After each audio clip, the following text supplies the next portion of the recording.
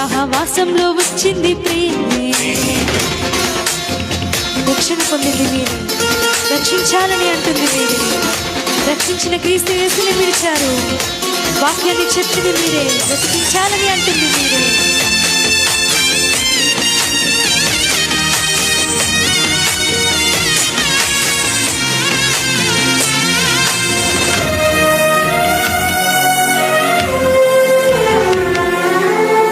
రక్షణ పొందింది మీరే, రక్షించాలని అంటుంది మీరే.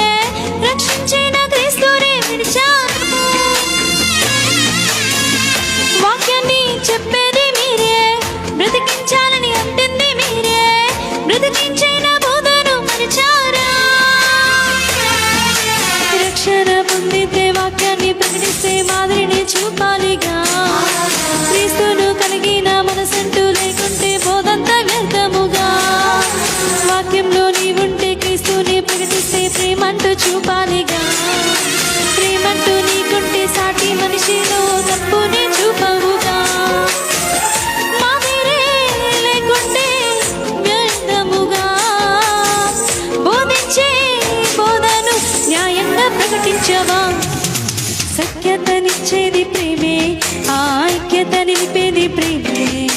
సంఘంగా నిలిపింది ప్రేమే, సహవాసంలో వచ్చింది ప్రేమే.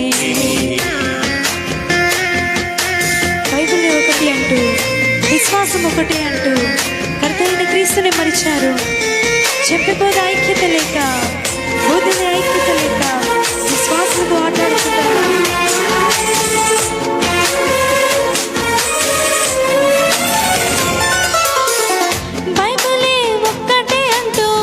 విశ్వాసం ఒక్కటే అంటూ కర్తైన క్రీస్తుని మరిచారు.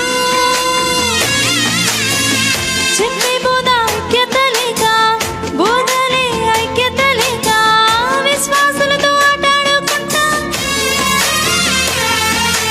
అందరికీ మీరే నిలవగా ఏకదేహమైన క్రీస్తు యేసుని చూపాలి.